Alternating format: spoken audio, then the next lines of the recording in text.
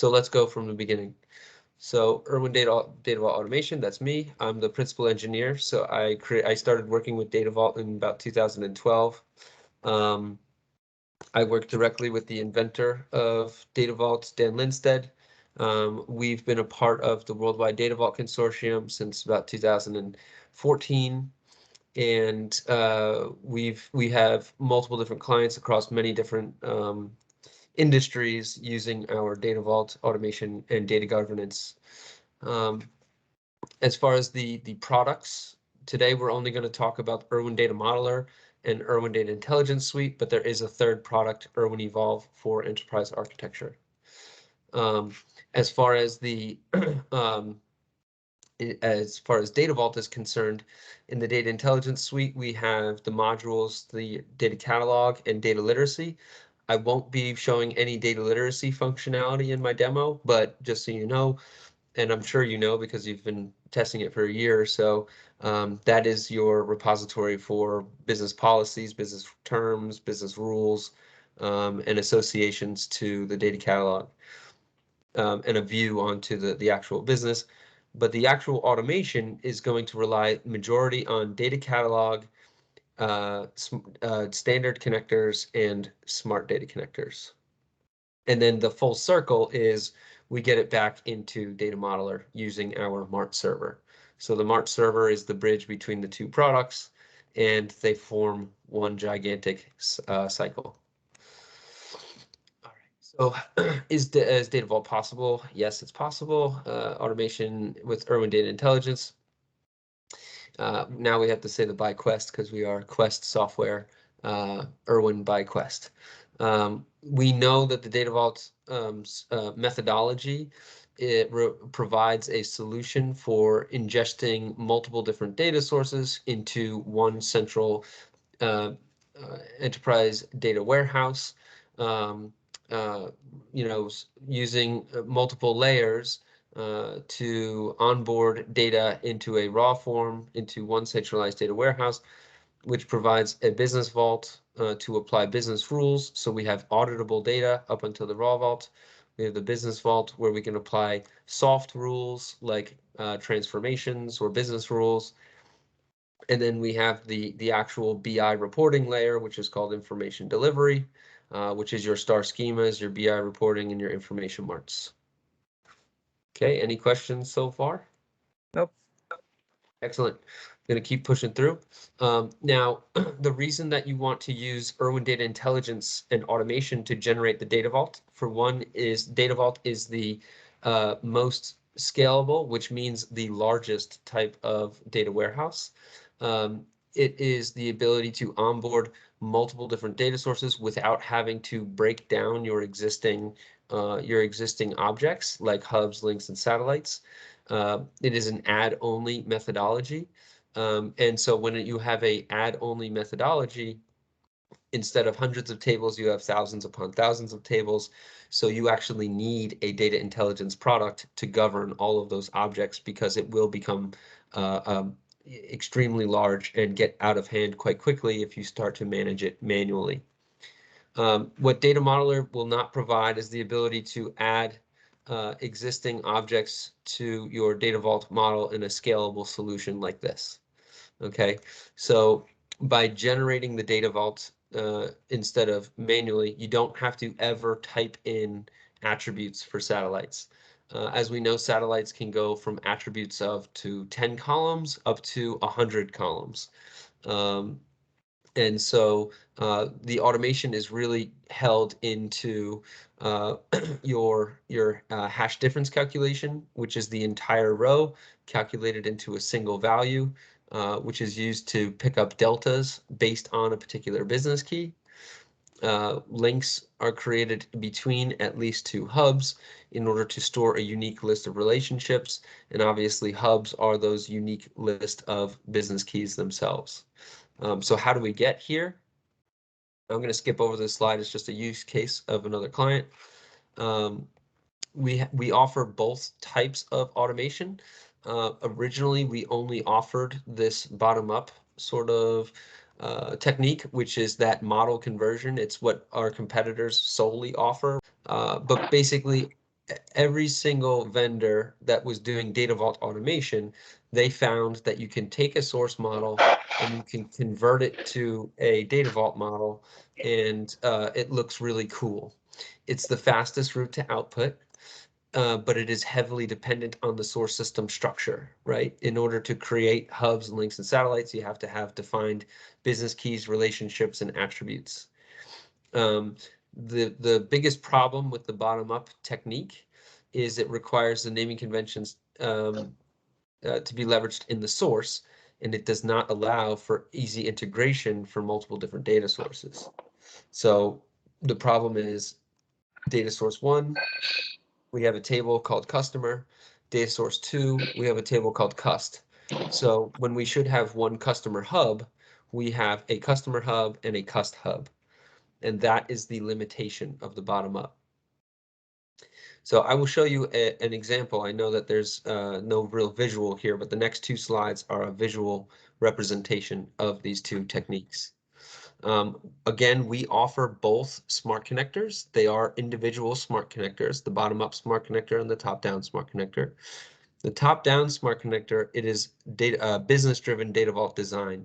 So it's a combination of data modeling in Irwin Data Modeler and data mapping in our data intelligence suite. Now, all of a sudden, our data sources are no longer a problem. It doesn't require us to manually change the output after generation. The naming conventions are based on enterprise business views, which is an enterprise data model, which I'll show in just a second. And it does allow for easy integration for multiple different data sources. Now, our clients are still using the bottom up. In fact, there's kind of a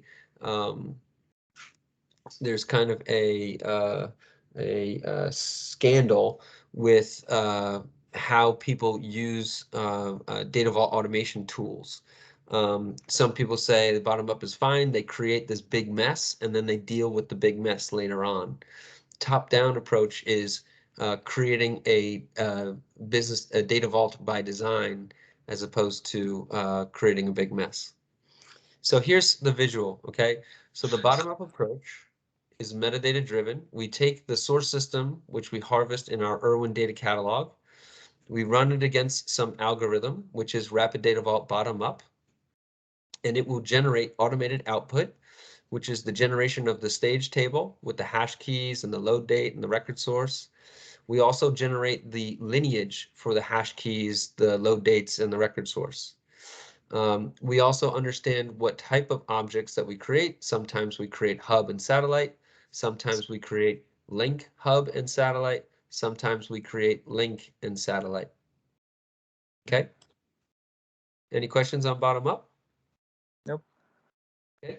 This is the top-down approach, is a combination of modeling and mapping in order to give the algorithm the technical and logical information it needs in order to generate the data vault model correctly.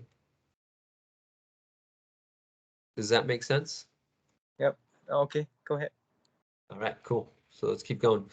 Top Down was originally created by a data architect in Australia. His name is John Giles. This is a book on guided steps to data vault success through building business-centered models. He actually particularly makes fun of Irwin in this book because we only used to offer bottom up. And as the principal engineer, I read this book and I changed and offered top-down solutions. In the book, we talk about starting with the goal, starting with how the business defines or sees the data, creating an enterprise data model, performing bottom-up to source to enterprise data model mapping, and then using smart connectors to generate the data vault based on the business view. And then finally, the business vault aspects, we have our transformations library and data intelligence where you can create all of your different business rules. You do jump into manual steps when you get into the business vault and the information mart, just so you know, we can't automate calculated measures. Does that make sense? Yep. Just going to keep going. Okay, so just to review the 4 steps again. Step 1, data modeling, enterprise data modeling.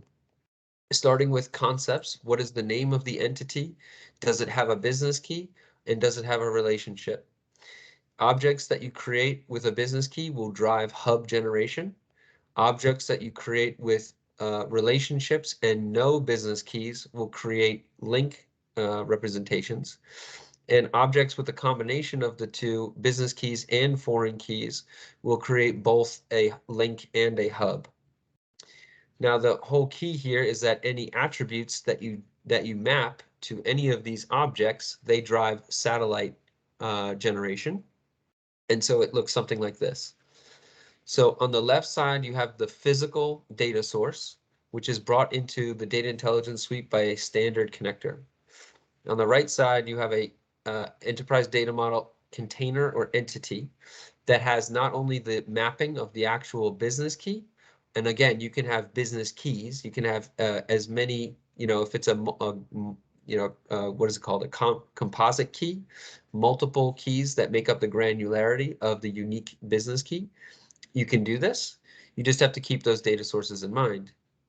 And then anything that you map that is an attribute to this container as well will drive the hash difference calculations and satellite generations.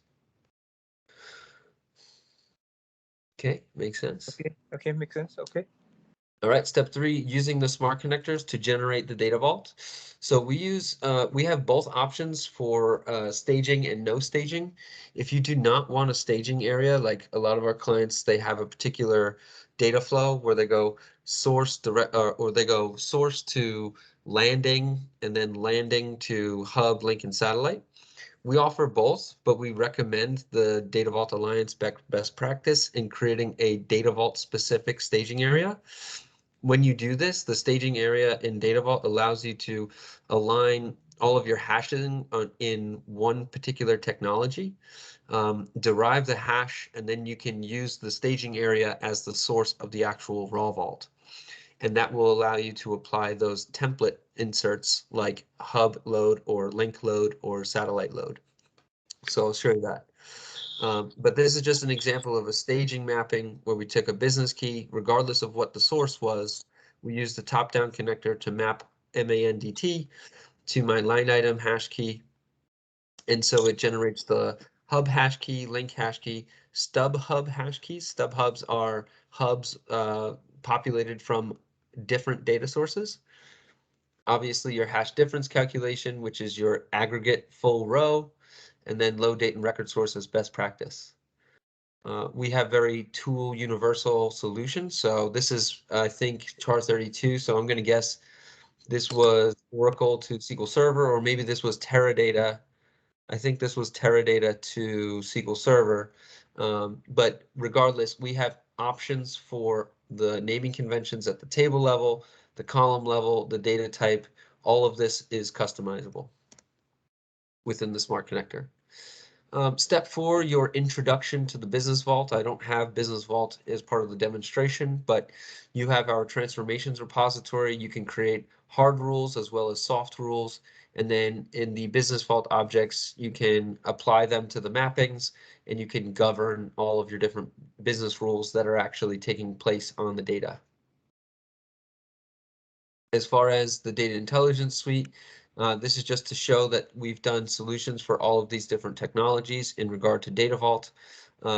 So the most common one right now is Snowflake, and that's what I have to prepare for you today, if that's okay. Okay. Okay, just keep going.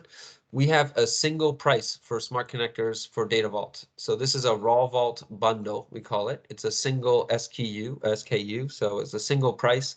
You get the bottom up connector, the top down connector. They are two smart connectors that have the same output based on two different techniques. This is leverage scanned tables from standard connectors to automatically create detailed mappings in the Urban Data Intelligence Suite. This is leverage your source to EDM mappings to create your Data Vault mappings and metadata in the Urban Data Intelligence Suite. Additionally, you get a Data Vault specific DDL smart connector. So DDL smart connectors are obviously specific to a technology like Snowflake or SQL Server or Synapse or Teradata, whatever technology you have. And you customize the DDL generator with the entire syntax that you want. And a lot of our clients also customize their DDL with like liquid-based syntax or comments or any type of customization. It's a very smart DDL generator as opposed to data modeler, which is very compact and out of the box. All right. And then the ETL generator, it is super smart. It understands different types of data vault mappings. So it understands if it's a stage load or if it's a hub load or if it's a link load, and it generates actual automation procedures as opposed to some of our competitors that just generate insert scripts. So when you think about data vault automation, a lot of people think data vault automation is um, the ability to generate the hub the hub mapping or the link mapping. The actual automation is the ability to generate a package that can run automatically. And I'll demonstrate that. Um, as far as what we do, we identify business keys and foreign keys. We generate hash keys, link hash keys, and hash difference calculations with lineage.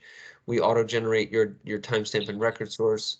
We have flexible solutions. So our smart connectors, just like the data modeler, we can also add default columns like job ID or batch ID very easily. Your naming conventions are all stored in the smart connectors. So this is done on day one.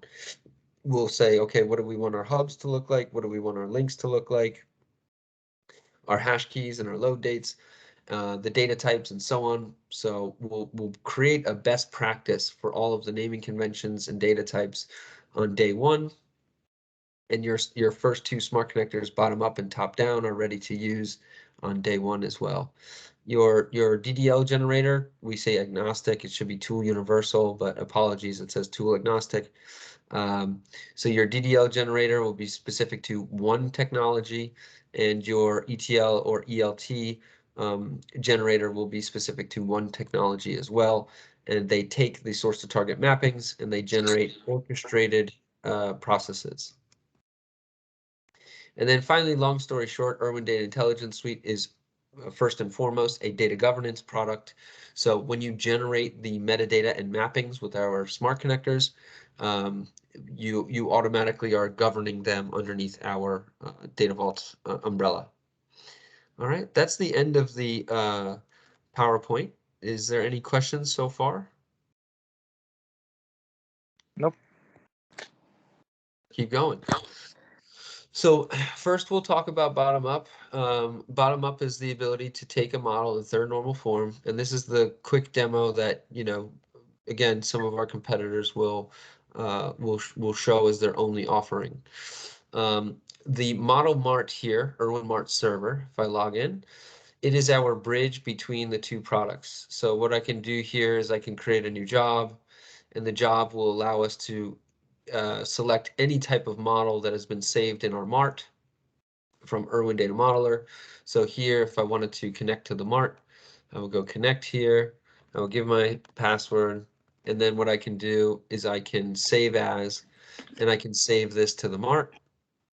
And then in the mart application, I can schedule a job to generate the metadata within our Irwin Data Catalog. All right, so that's how we got from Irwin Data Modeler to Irwin Data Intelligence Suite. Now, I've been, ever since Irwin acquired the Data Intelligence Suite, there's also a feature in here which I use because I use this every day. It's very simple. It's just file, save as.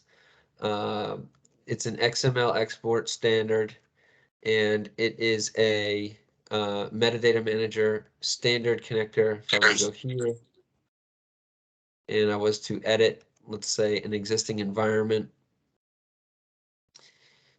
we have the standard connector in here specifically for Irwin. So Irwin 9 is Irwin version 9 and above, and the Irwin is Irwin version 8 and below. So I always use Irwin version 9, and I can import that XML export. But the thing that we try to get our clients to do is, get with the future and the new technology, the new support that we offer. And so having an automated schedule of MART ingestion into our Irwin data catalog is something that clients really like. So I just want to make you aware that, because I use this every day, I use the XML export, but I'm supposed to tell you to also purchase the Irwin Mart server. Okay. Now, as far as where we go from here, now that we've got our model harvested, it's a Snowflake model that I created. It's a source model that I created in Irwin Data Modeler. I used an Irwin Data Modeler standard connector to connect to my Snowflake data source, and I harvested all of these different tables. There is data in here, so if I go, let's see here, TSF10, if I go like preview data. Now, what Irwin does, and you guys know this, the data intelligence suite, it doesn't onboard any actual data. It is just a data governance view on top of the actual data. So when we create a standard connector, we're just harvesting the metadata. And then with the metadata, you can actually go in Irwin Data Modeler. You can drag and drop and recreate the different primary and foreign keys in your source model. And then the last part of bottom up is the ability to execute a smart connector. So Data Vault 2.0, I have my top-down smart connector, my bottom-up smart connector, my DDL smart connector, and my ETL smart connector. So with the bottom-up, I'm just going to select this. I have 184 different API built into this bad boy. So it is a very mature smart connector.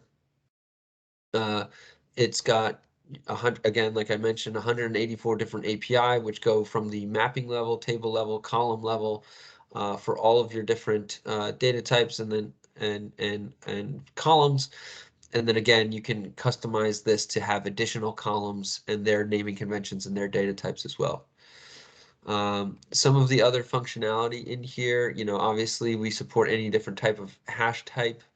You also have an include business key option. So if you want to include the business key in your hash difference calculation, simply set this to true. And when you generate the hash difference calculation, you'll see your business key included in the lineage. We have some solutions around satellite effectivity. So if you wanted to create an effective satellite, simply just give the name of the field and its data type. And then as far as other types of satellites, we offer multi-active satellite with its own naming convention. And we also support Data Vault reference objects. So if you have reference data that you want to bring into your Data Vault, tag the table as a reference table in the data catalog, and the tool will do the rest as far as creating those reference specific objects. In this case, I think I have this is an older model, but this is a newer model. In my older model, nation and regions were reference metadata. And so basically for reference metadata, we don't do hashing. We just use the business key as the primary key, and we still do the hash diff within the satellites. That's the big difference for the reference objects. So here, if I was to create, I'm sorry, Tom, what is the name of their business again? Let's do, I believe I heard, not region, RGT. a technology, something like this. Technologies. Yes. Okay, so I'm just going to do regions tech data vault, and we'll do just a quick bottom up data vault, so we'll see the difference between the two. Okay, so what I'm doing here is I'm creating a new project within the mapping manager. I'm creating a new system within the metadata manager, and I'm going to choose this as my schema name. I'm going to choose this as my stage schema name, and I'm going to derive a stage environment and a raw vault environment within a single system. Hit undo there. My source identifier, this is kind of manual, kind of. You can default this to whatever you want. If you're working in Agile, let's say the data source 1 is TPCH SF001 because it is. So you could have your database name, you could have your data source name, you could have your data source schema name. Basically, what this tool is the ability to create a unique stage table, because multiple different data sources, you might run into a problem with uniqueness on the stage tables. Stage tables and also stage mappings. So what I'm going to do now is just find the metadata that we had harvested with the standard connector. And I've also versioned, so as I make new versions of the smart connector, as I make new versions of the data source, I can execute against the latest metadata. So that's also a big data governance support. I'm going to hit execute there. It's going to take about, 20 seconds or so to generate the entire model and the mappings. And then the third and fourth pieces are the mappings are used to the metadata is used to forward engineer scripts for DDL. So here I have my Regent Technologies bottom up. This is the metadata manager. So I have one stage table for each data source. You can see that the source identifier is used in the stage naming convention. And of course, you could also have a stage prefix or a stage suffix. It is totally up to the user. In here, not only do we generate the table type, which is a very strict classification that all of our clients adhere to. So the classification for stage is STG. The classification for columns, SQN for sequence. H key for hash keys, HDiff for hash difference key, LDTS for load date timestamp, RSRC for record source, B key for business keys, R key for reference keys, and then user for source attributes. Okay, now the reason for those is now the next smart connector understands the type of object that it works against. So it puts the stage tables over here, it puts the hub tables over here, it puts the link tables over here, and so on. I just clicked out of that on accident. Let's take a look at the bottom-up model that we generated.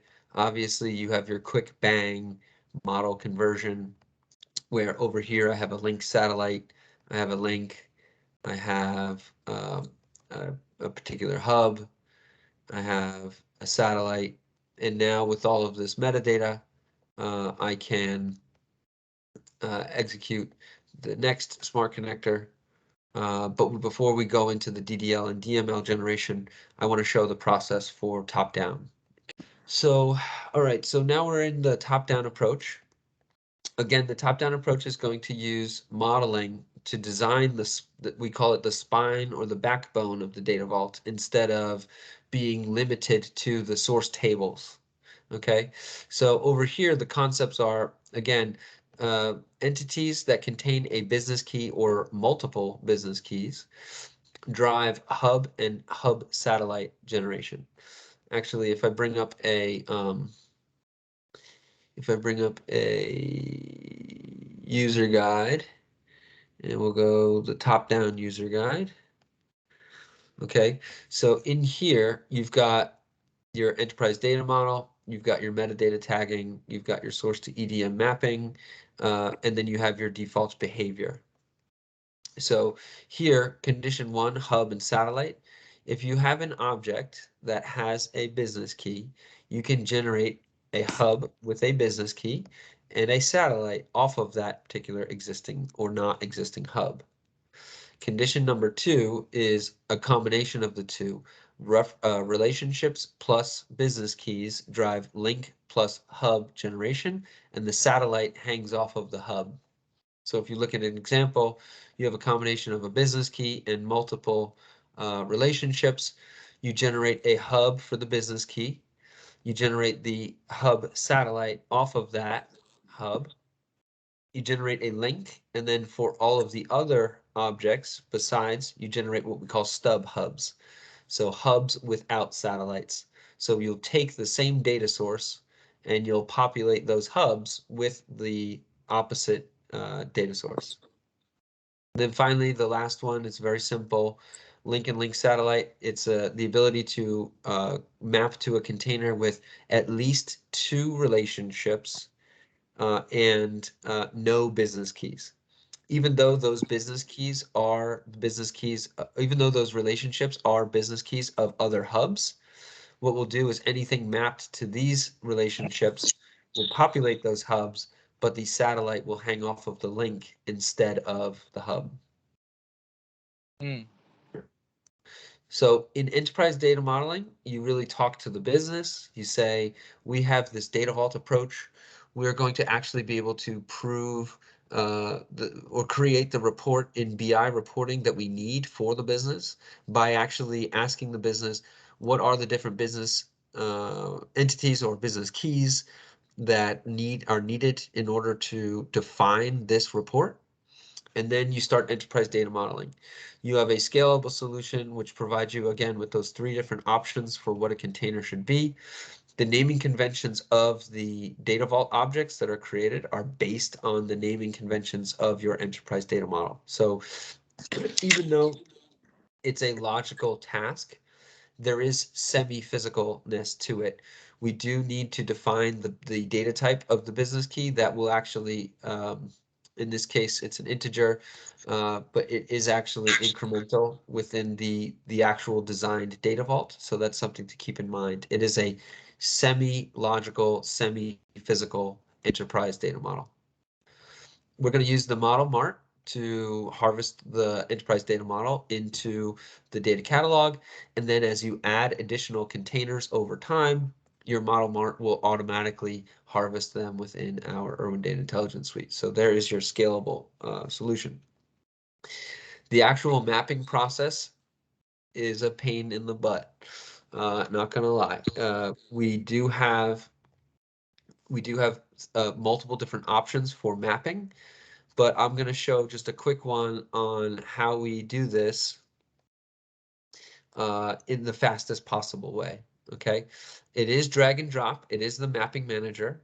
If you look at my Data Vault EDM mappings, like customer, all right, let's see, customer 1 or maybe customer TPCH. Let's do this one. Actually, no, let's do this one. So in this case, you've got a source table called person, and we're going to call it a customer, and it's going to be mapped to a customer entity. How to create this is simply go to the Data Vault EDM mappings. You're going to drag both your source and your target onto the screen. Create a new mapping. In this case, I'm going to say sample because I'm going to use my auto map feature to quickly map the different things. So I'm going to go all the way down to my actual data source. In this case, it's going to be customer. Okay, so I'm going to grab the customer source, put it on the source side of the screen. I'm going to go to my enterprise data model, which I've harvested within an Irwin system, enterprise data model version 1.4. I'm going to drag my customer container, and now regardless of the data source, I'm going to populate my customer hub that I know has a business key in it. I'm going to hit the auto map feature. If it doesn't align, you always have the drag and drop capability right here. And so I'm mapping C customer key to customer key and C nation key to nation key. All right. So this is the big piece, a solution for mapping with a data governance product with drag and drop. And then you can make a mapping exercise out of this. If I select create a distinct mapping for every group, you can change the name of the mapping.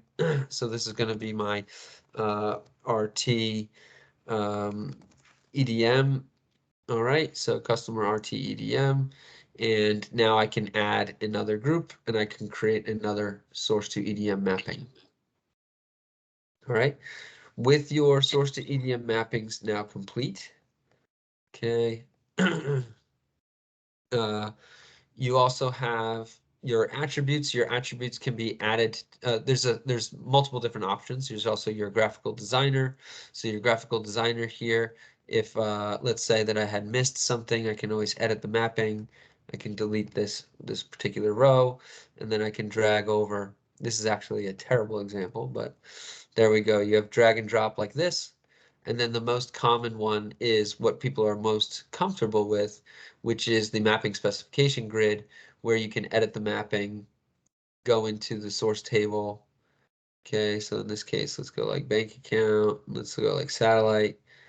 This is not a correct data source, but I'm just trying to demonstrate the ability to select multiple different attributes, whether it's 1 to 10, or whether it's 100. You can drag that onto the source side of the screen. You can drag the same attributes onto the target side of the screen like this. Okay, like this. Okay, and then you have search and replace. So where your target is not correct, we can go replace target, replace the target table name of find DB bank. Wow, can't find my delete key. DB, oh my goodness. Bank, it's late here, guys, so I'm sorry that I'm typing like a dope. And then replace that with customer. So you got your nice search and replace feature. You have to do that for the system environment table. And one thing that's a Data Vault best practice is you're not supposed to change the names of the attributes as a best practice, but our product does allow you to cleanse the names of the fields if you need to. So they kind of say it's not a best practice, but we allow it because especially because when you use the mapping to generate the data vault, you're going to also when you use the mapping to generate the data vault, you're actually using a metadata driven solution, so it is trackable as to where the name changed at any time. You can do lineage analysis forward and reverse, as you guys know from using the product for over a year. All right, so you've got different examples. So you've got, this is a simple hub and satellite example. Line item is an example of all three. And I believe supplier is an example of a link and a link satellite. All right, so now that we've created these mappings, we're ready to run Rapid Data Vault top-down. Select the top-down connector. Instead of region tech bottom-up, we're going to call it region tech, and I hope I'm spelling that correctly. Top-down data vaults, okay, and we'll do a test. We'll create this new system, new environment. We'll give the source again. This is TPC HFF001. And then we'll go down into our Irwin Data Vault EDW EDM mappings. We're going to select customer TPCH. We're going to select part supplier, line item, supplier, orders, and that's good. All right. If you want to change any of the naming conventions here, we've got a couple more different types of hash, so you have control over MD5, but these are really all going to be defaulted, right? You're going to choose the names of these once, and then you're going to apply them consistently for the remainder of the project. So select either all of the mappings or select one of the mappings, execute the smart connector. I have 7 minutes left, so let me go really fast now. When this finishes, I'm going to go into the metadata manager. I'm going to refresh. I'm going to go all the way to the bottom. I'm going to find my top-down environment, my top-down system. Again, you're going to have one stage table for each mapping. You're going to have tables for each source. Okay, and now you've created a data vault model based on design as opposed to source system replication. With the DDL generation, I think I have a snowflake generate. Oops, sorry. I'm going to show the DDL generation now. So we're going to go execute connector. This is a different smart connector. And for whatever reason, my snowflake DDL generator has kind of disappeared. So I'm going to execute this one. it's a little bit more mature than the others. This one is actually a client's, so apologies. So we have this create single script option. So with the scripts for DDL, this client, they wanted to have an individual DDL statement for each table. But I was like, are you sure about that? I was like, here, let me create a checkbox so you can still create a single script. What I'm going to do now is go all the way to the bottom and go to my region top down. Okay, so this is region tech top down. I'm going to select all the data vault tables there, and I'm going to generate all the DDL for them for Snowflake. I'm going to take this script. I'm going to either use GitHub, or I'm going to use just simple drag and drop, or, you know, open with, you know, save it however you want. You know, this client, they wanted to, this is a create single script, so that's why we see just the one file. But if I had not used that create single script, it would have created multiple files for each. It's also got some customization with Liquibase, so we know that like the user for the DI suite was administrator, and so there's some customization there. Some other customization with the DDL that like Data Modeler doesn't offer out of the box is the type of create. Is it create table if none exist, or is it create or replace? So you have control over all of this different syntax right here. All right, last thing, and then we'll close up. In the mapping manager, I'm going to refresh the screen. I'm going to go to my generated top-down project, Region Tech top-down data vault. I've got a group of mappings here. So here I've got customer. I'm going to execute the connector. I can execute the smart connector here for ETL. All right, so this is an ETL or ELT Snowflake specific smart connector. It's got a number of different parameters that relate exactly to Snowflake in particular. What's the name of the database? What's the name of the warehouse in Snowflake, the target database? We also incorporated Snowflake features, streams, and tasks. So CDC and scheduling. So this is actual data vault automation, the ability to generate not just an insert statement. I forgot to select the table. Maybe I didn't. Let's see. I think I forgot to select the mapping. Oh, it's got something in there. No, it doesn't. I forgot to select the mapping. Sorry. Okay, let's do it correctly this time. Execute connector. Okay, here we go. I forgot to select my regent. All right, region tech top down. So we're going to execute this against 4 mappings at once. We do have smart connectors that we've created. If you look here, we have, you know, we've been doing simple script generation for a long time, about 10 years. So if you just want a simple insert statement for a stage or a simple insert statement for a hub to use against a hub mapping, here what you have is, you know, more sophistication on not only, you know, the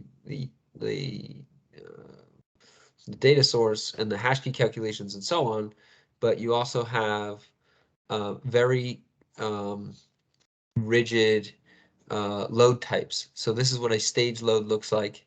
This is what a hub load looks like. This is what a link load looks like.